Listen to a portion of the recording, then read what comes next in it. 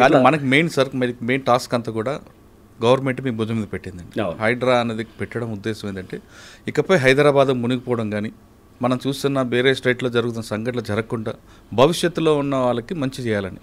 కరెక్టే కదా సార్? కానీ ఇందులో మీకు ఫస్ట్ ఇంటర్లో కూడా అడిగా, మీకు దీంట్లో చాలా ప్రెజర్స్ ఉంటాయి, మీకు మామూలు ప్రెజర్స్, ఎందుకంటే చాలా పెద్ద పెద్దలు ఉంటారు, కింద వాళ్ళు ముందు పెట్టి పైన వాళ్ళు నడిపిస్తుంటారు.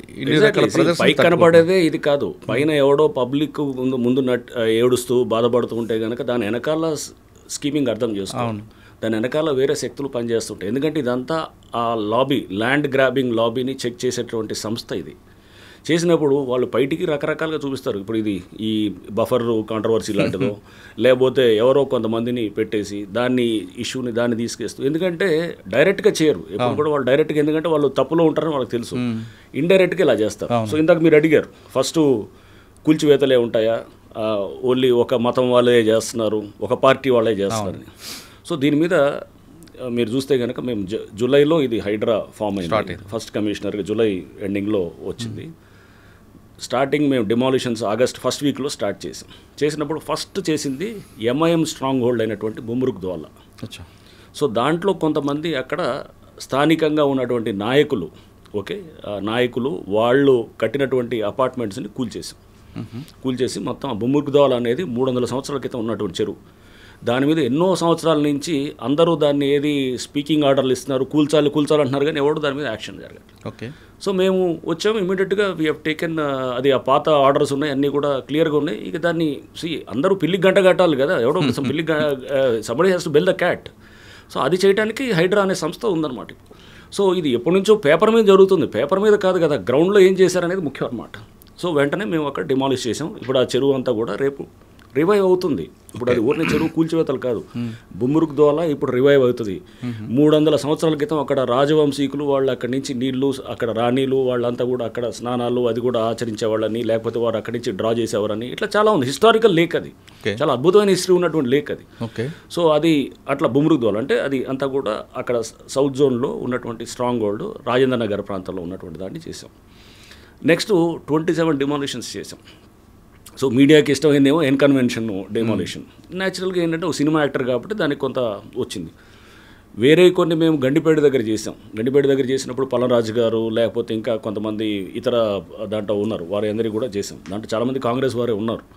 సో అంటే అక్కడ వారు ఏ పార్టీ అఫిలియేషన్ అనేదే కాదు అసలు. చూస్తే అది కూడా రిలీజ్ చేసాం మేము, డేటాని కూడా చేసి 27 డిమాలిషన్స్లో ఎక్కువ కాంగ్రెస్ వారే ఉన్నారు, అంటే రూలింగ్ పార్టీ సంబంధించిన వాళ్ళు ఎక్కువ ఉన్నారు. నష్టపోయింది. సో అంటే ఈ ప్రచారం అంతా కూడా అపోజిషన్ వాళ్ళని, ఏ అపోజిషన్ లీడర్ చెప్పండి టార్గెట్ చేసి చెప్పింది, ఒక పేరు చెప్పండి, సింపుల్ నేను అడుగుతాను. ఏ అపోజిషన్ లీడర్ ఉన్నాడు? ఆయన పటాన్చేరులో ఆయన కాంగ్రెస్ దెబ్బలు తట్టుకోలేక పటాన్చేరు కాంగ్రెస్ నా దెబ్బ కాదు, ఆయన ఎప్పుడు వచ్చారండి. నేనేం చేశాను, నేను చేసింది కాదు. అక్కడ ఒక ఎమ్మెల్యే అని అనట్లేదు, అక్కడ ప్రతి వాళ్ళు కూడా అక్కడ వాళ్ళ మీద అక్కడ పబ్లిక్ చాలా కంప్లైంట్స్ ఉన్నాయన్నమాట, ల్యాండ్ ఇష్యూస్లో కంప్లైంట్స్ ఉన్నాయి. ఓకే, పల్లవరాజు గారి విషయంలో వచ్చినప్పుడు ఆయన చాలా ఇన్ఫ్లుయెన్స్ చూపించారు, మీరు ఎక్కడ కంట్రోల్ అవ్వలేదంటారు, వాస్తవాన్ని పల్లవరాజు గారు కానీ నాగార్జున గారి విషయంలో కానీ? ఇదంతా ఇన్ఫ్లుయెన్స్ ఇవన్నీ కూడా అతీతంగా పనిచేస్తానని నన్ను కావాలని తీసుకుందండి. సో ఇన్ఫ్లుయెన్స్లు అవన్నీ కూడా న్యాచురల్గా ఉంటాయి, ఎవరు రకరకాలలో మాట్లాడతారు, బట్ ఇవన్నింటినీ కూడా మనము పరిగణలో తీసుకోకూడదు అనమాట. నాగార్జున కన్సెషన్కి మీరు వెళ్ళినప్పుడు అదే కన్వెన్షన్కి ముందు వాళ్ళకి చెప్పారు, నోటీస్ ఇచ్చి కొట్టారండి, లేదంటే డైరెక్ట్గా? నోటీస్ ఇచ్చాం. అసలు నోటీస్ ఇవ్వాల్సిన అవసరం లేదు.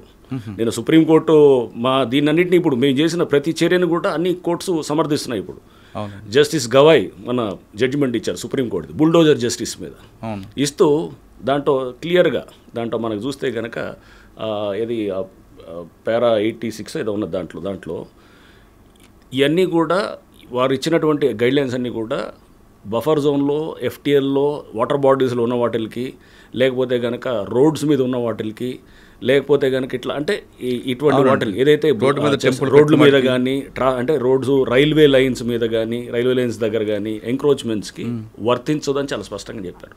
అంటే నోటీస్ లేకుండా కూడా చేయొచ్చు.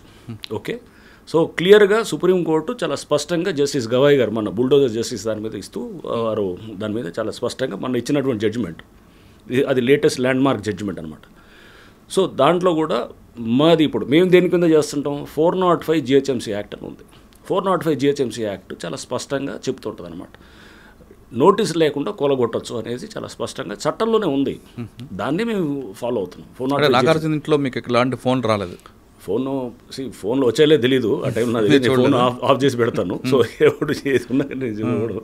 సో ఫోన్లో వచ్చేలేదు నాకు అవన్నీ కాదు. కానీ బట్ ఇవన్నీ కూడా మనం పెట్టాల్సింది ఏంటంటే ఎటువంటి ప్రెషర్స్ ఉన్నా కానీ కూడా దానికి ఈల్డ్ కాకుండా ప్రభుత్వం నాకు ఇచ్చిందండి, ఆ ఫ్రీడమ్ ఇచ్చింది ఆపరేట్ చేయడానికి. ముఖ్యమంత్రి గారు ఆ ఫ్రీడమ్. 405 ప్రకారం వెళ్తున్నారు కరెక్టే? 405 GHMC యాక్ట్. రైట్ అండి. మరి 111 జీవోలో కూడా ఉన్నాయి కదండి, వాటి మీదకి వెళ్తారు? 111 జీవో మా పరిధిలోకి రాదు కదా. 111 జీవో అవుటర్ రింగ్ రోడ్ బయట ఉంది. ఓకే. సో దానికి మా పరిధి అవుటర్ రింగ్ రోడ్ దాకే ఉంది. ఓకే. 111 జీవో నా పరిధిలోకి రాదు. సో అది రేపు గవర్నమెంట్ తెస్తే ఆపరేట్ చేస్తాం డెఫినెట్గా. సో